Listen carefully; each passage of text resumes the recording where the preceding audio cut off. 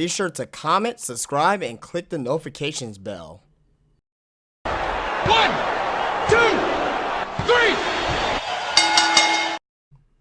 Hey, what's up, guys? JD Vim here, part of M Nation Wrestling, and it is my NXT review here tonight. Television tapings from NXT in Full Sail University. Before we begin here, be sure to leave a thumbs up, follow me on Twitter, and like the Facebook page.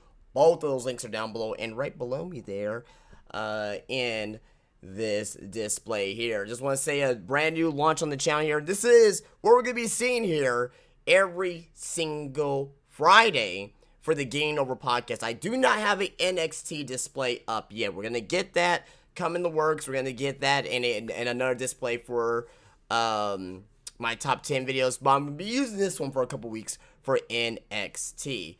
But appreciate everybody's love and support over the past couple of days for the relaunch of this channel. And a lot more exciting things is to come, definitely, including what else happened. What else happened? A new series on my channel, a new series to YouTube. And I think you guys are going to be very, very intrigued by it, I guess. I guess some of you guys may be intrigued by it, but I think you guys will enjoy it for sure. I'm going to put that video up on Sunday.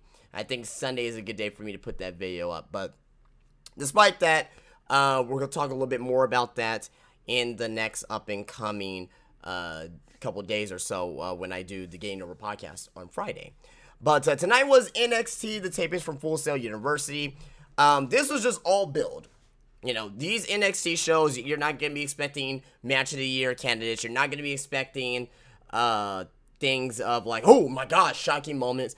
These NXT shows are all build to the next NXT pay-per-view. And in this case, we got NXT TakeOver Chicago in a couple of weeks. It's going to be this Saturday, the day before Backlash in Chicago. So, with that being said, tonight's show overall, like I said, was all built. Like I said, it wasn't really anything to really who's and ahs about. But we start off tonight again for a singles match of Killian Dane versus Danny Burch. Danny Burch was in the UK tournament. If you didn't see it, he was in the UK tournament. Killian Dane, of course, part of Sanity. Very short match. Burch got a decent pop, so I'm glad to hear that the Full Sail crowd was recognizing Danny Burch and he got a decent pop. Very short match. Killian Dane wins with a maneuver called the Ulster. I believe it's called the Ulster Plantation, which is essentially a variation of the One Wing Angel from Kenny Omega. I guess Kenny Omega is going to get on Twitter now and says, oh, now Killian Dane's stealing my moves. First Seth Rollins, now Killian Dane. I don't know. But it's not really like the One Wing Angel. It kind of, like he has him in a electric chair drop and he flips him over. But Kenny Omega, he does it with a little bit more oomph to it. He hooks that one leg, you know, he cradles that one leg. But, I guess if you want to call it the One Wing Angel or the Ulster Plantation, whatever. Killian Dane wins in a very short match here. Really nothing to write home about. They're just building up Killian Dane as the monster of Sanity. And I think Killian Dane would, you know, he has very good potential. He moves very well in the ring for a big man. He's bigger than Samoa Joe, and he moves like Samoa Joe. You know, so I'm very impressed with Killian Dane. I think he's gonna be a hell of a talent to come up to the main roster whenever he does come up to the main roster. But he's Sandy's big man right now, and he needed this match here, and he pretty much squashes Danny Burch in very short fashion. After that, we get a promo of Velveteen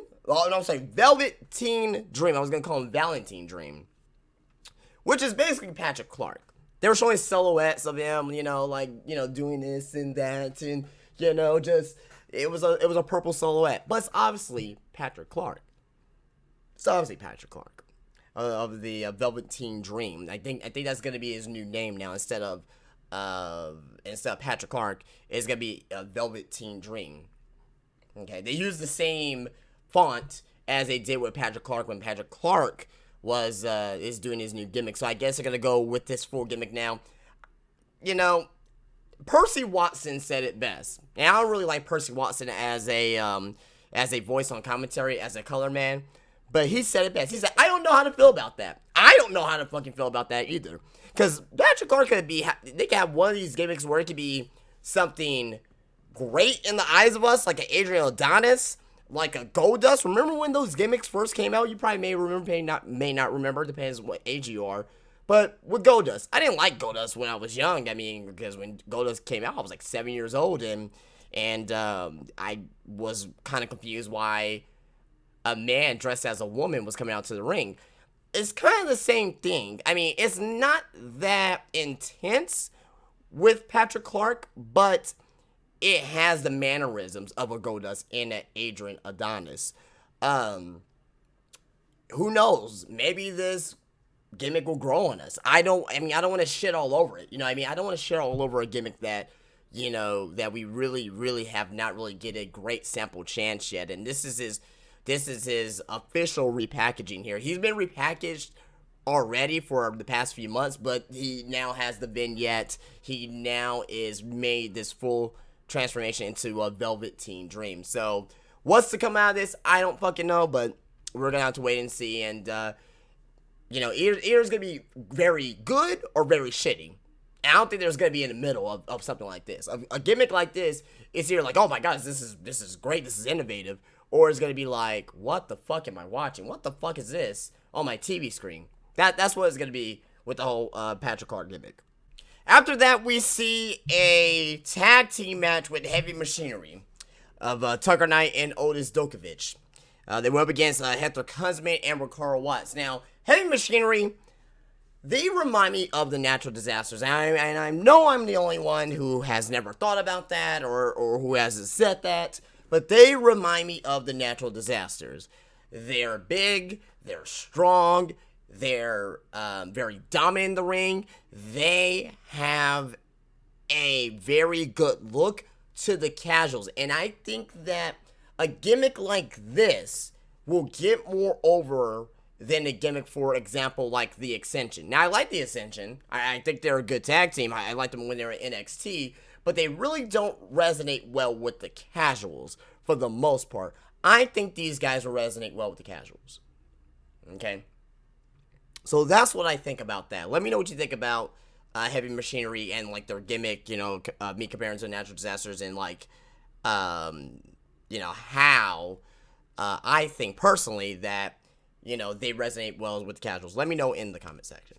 But they went up against tonight against, like I said, Hector Kuzmin and Ricardo Watts. Very short match, of course. Heavy Machinery, this match was to really show Heavy Machinery's dominance, to display what they can do in the ring, to show on some of their actual prowess in the ring as well, as far as moveset, as far as getting over with the fans, reacting to fans. The fans like Heavy Machinery. They're not there yet as far as a team that I'm like, okay, I definitely think that they could be Authors of Pain. Because I think they're going to take the titles off Authors of Pain. But right now, I don't think that they're actually there yet.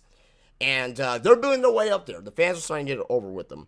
Basically, the way this match ends, Dokovic is in the ring with both Kuzmin and Watts. He smashes them together. Basically, they were hugging each other.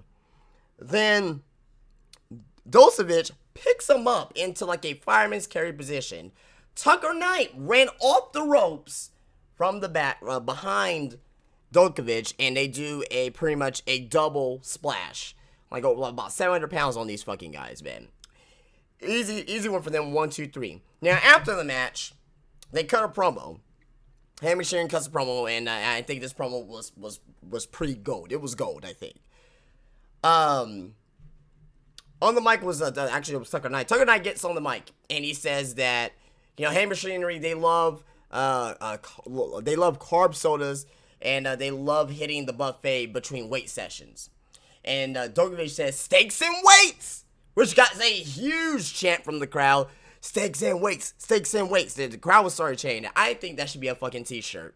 What do you think? I think that should be a fucking t-shirt if they continue to get that over. That should be a fucking t-shirt. Knight went on to say that, that when they step into the ring, they have hunger for smashing bodies. They said they disposed a few appetizers and they're ready for the main course. They call out the Authors of Pain, and they want a shot at the tag team titles. Knight says that Authors of Pain has beaten every team that they step into the ring, and but they have not beaten them yet, and they have not been into the ring with real beef, and the fans start chanting beef. Another thing that's over. So maybe I think steaks and weights will probably be a more better shirt than where's the beef. I think that's copyright too from Wendy's from back in the day. If you remember those commercials, or if you don't remember those commercials, look them up. It's on YouTube, I'm pretty sure. Very famous commercials.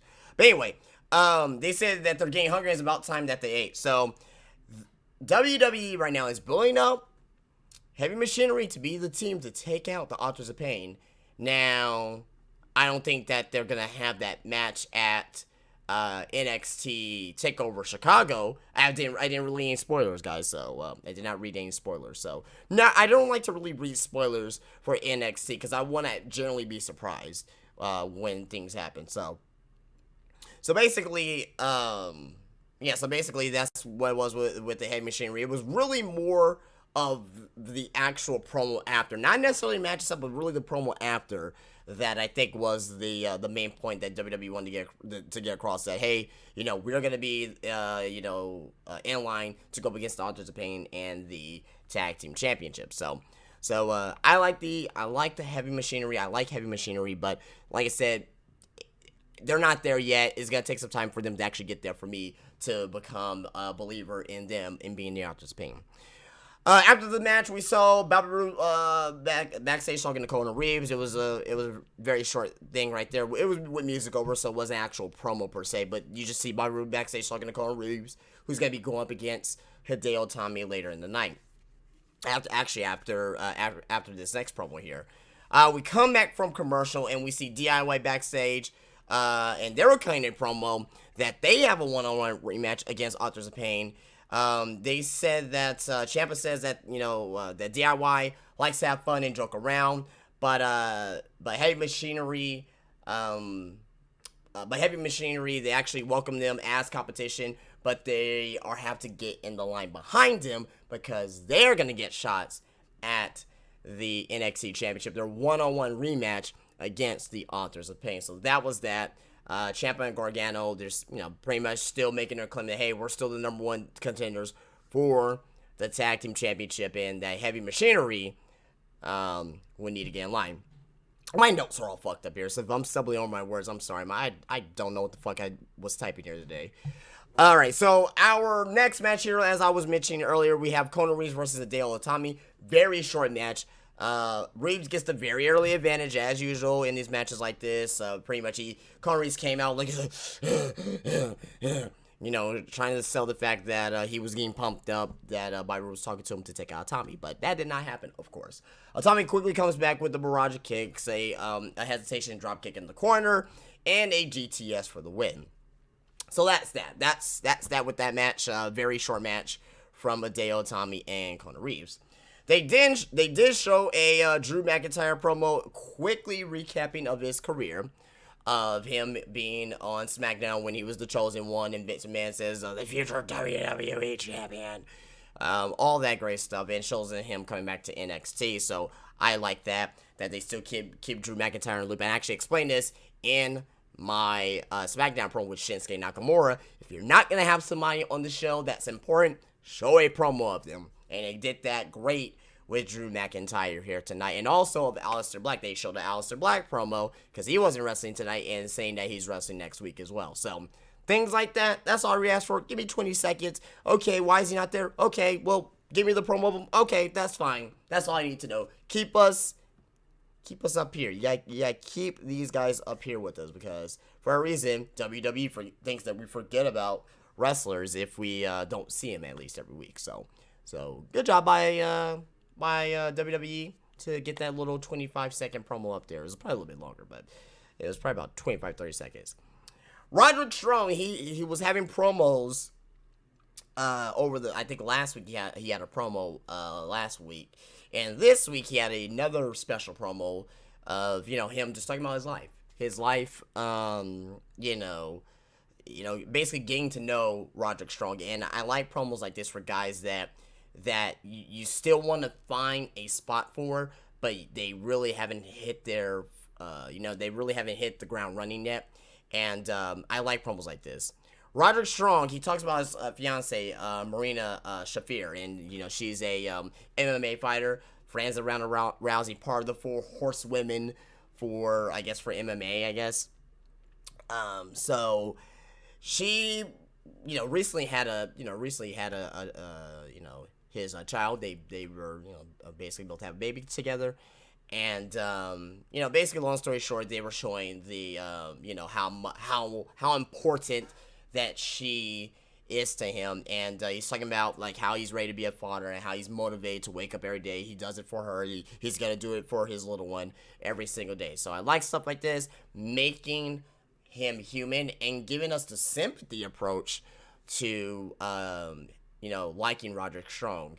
And I liked Roderick Strong. I was a fan of his in ROH. Now, granted, I'm not gonna lie. I didn't watch every single match of Roderick Strong, but I knew who he was. I saw him, I was like, okay, he's pretty damn good. But I can't tell you like who he beat for the Ring of Honor Championship. I can't tell you his feuds in Ring of Honor. I just can't. I'm not gonna bullshit you guys. But I will say that when I saw him, I'm like, okay, I think he's pretty good. I can see him coming to WWE, but I wasn't really that invested into him as far as watching him in Ring of Honor and things of that nature. So, but he's obviously a great fucking talent, and he actually talks about Ring of Honor as well. That before that, he was talking about how he was on the indie scene early on, and how it talks about how he went to Ring of Honor. And they show pictures of him wrestling Rollins and fucking Owens, and how he said that he was there for 13 years and he's Mr. ROH. And they actually showed him in his Ring of Honor shirt as well. So pretty cool little thing that WWE actually showed him in his Ring of Honor shirt as he was down at the Performance Center. So they didn't have to show that, but I just think that they just want to respect Roderick Strong. I mean, if that was actually on Raw or SmackDown, you're not gonna see that shit. NXT is a little bit more lenient, so it's good. It's good to show that the folks there who's working on NXT, Triple H especially, Regal and fucking Tensai or Albert or Matt Bloom, we're gonna call them. Good to show that they want to show that respect to Roderick Strong, which I really enjoy. He said that, that it was his time to go from Ring of Honor, and that, he said that he was in his prime of his career, that he wanted to do more than being in the opening match. Now this is one part I found funny here, that Strong said they received a phone call from somebody, and says that when he was a free agent, have you signed yet? Nope. Do you want to join NXT? Yep. I think it was more than that, actually, but I don't really, who knows, maybe he really did that too, I don't know. But I don't really believe that part right there, that he just picks up the phone and just says, like, do you want to join, are you anywhere yet right now? No, I'm not. Do you want to join NXT? Yep. I can't see it happening just like that, but, no, or maybe it was that easy for him, who knows? But that's not the important part. I just find that pretty funny. Strong says that he wants to be the workhorse of NXT. He wants to put NXT on his back, as he did other companies, obviously referring to Ring of Honor. And Strong gets emotional at the end of the interview, says that he's not doing this anymore for himself. He's going to be doing it for his fiance, his newborn. They show pictures of the footage of the baby, the newborn, and say he's doing it for his family. So pretty good promo work by WWE here for us to actually get involved more with Roderick Strong, and actually taking the sympathy route of building up Roderick Strong. So I think Roderick Strong, he's going to be there right there at the end of the year, guys, as far as in contention for the NXT Championship. You got him, Aleister Black, Adam Cole. You got, I'm missing people, Drew McIntyre. You know what I mean? So those 4 guys are definitely going to be the main 4 going into NXT, I think, in 2018. So I think, I really think that's going to happen next year for Roderick Strong to either be the NXT champion, because I can definitely see him being the NXT champion. If he was the Ring of Honor champion, I could definitely see him being the NXT champion. Whether it's for a month or 2 months, whatever, I can definitely see that happening. So, again, you're going to have a lot of new faces coming in NXT over the next couple months here. Roderick Strong is fairly new face. Drew McIntyre is a new face to the brand, not to us. You got Aleister Black. You're going to have fucking Adam Cole coming in, which I think he's going to come in at NXT TakeOver Chicago with that crowd. I really think that's going to happen. So, overall, though, like I said, good segment, and, a good job by WWE. Then we see, after the promo, we see Bobby Roode backstage with William Regal. William Regal's reacting to the promo, and he says that, that's quite a story, isn't it? Roode's looking down at his cell phone, like this. He's all like, oh, yeah, that was great. Yeah, great. That was pretty good.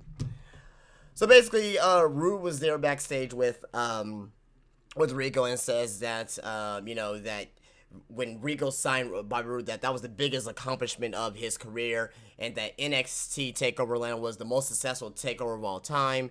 And basically, William Regal says that, hey, as of late, I've been impressed with Roderick Strong. And actually, before he went into that, he was talking about Hideo Itami, saying, Hideo Itami, he doesn't really deserve a shot at the NXT Championship.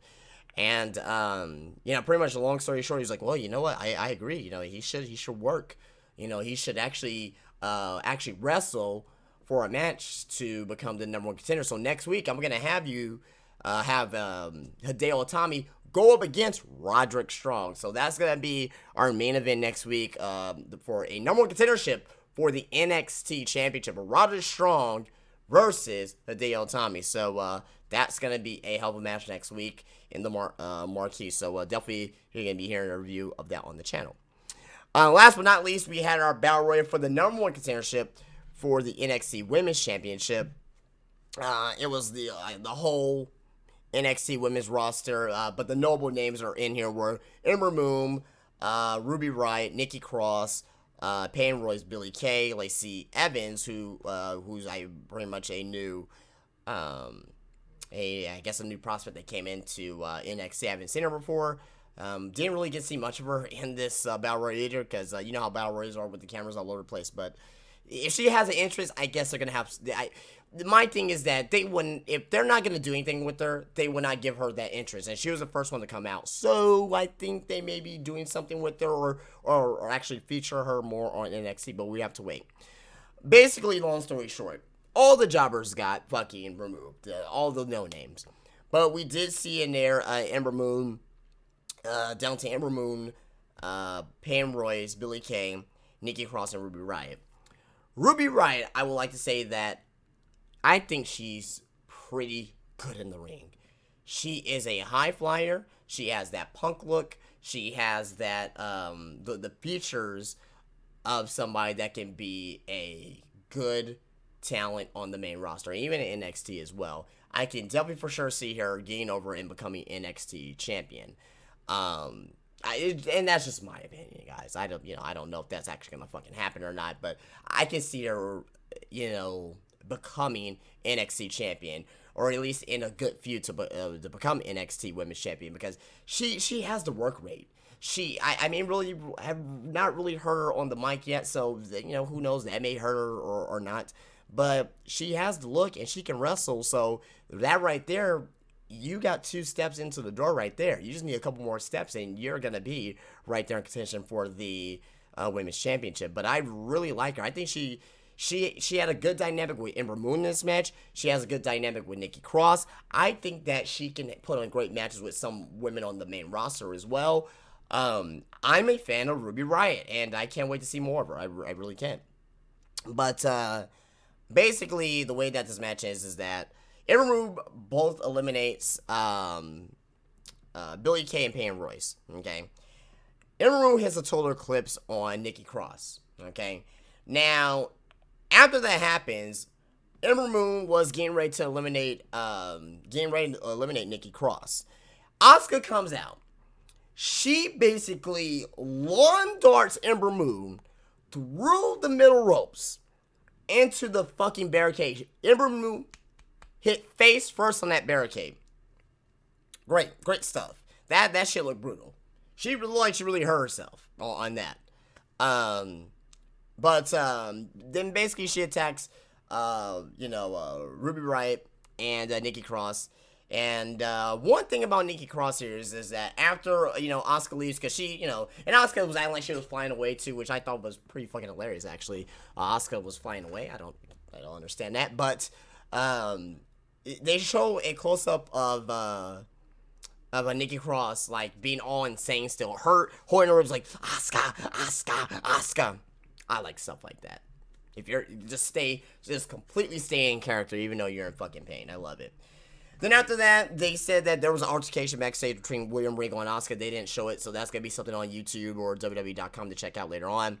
And they said, Regal comes out and says, well, at NXT TakeOver Chicago, it's going to be a fatal four-way between Asuka, Ember Moon, Ruby Riott, and Nikki Cross for the NXT Women's Championship. So that is our women's title match at NXT TakeOver Chicago.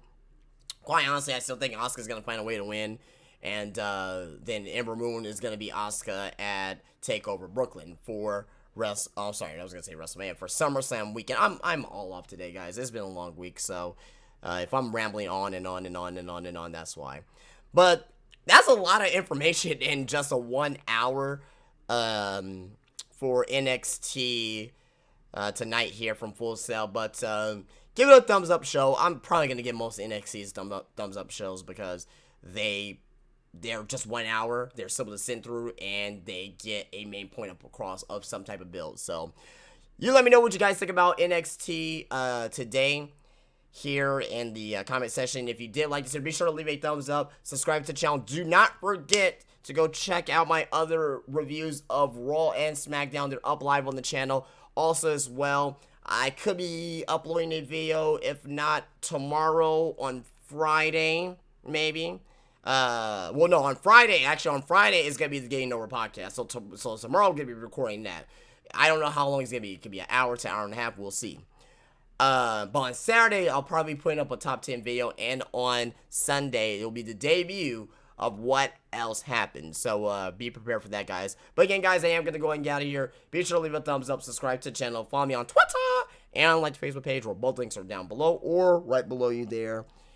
Below my face here. But I'll see you guys later. You guys have a great day. Peace out.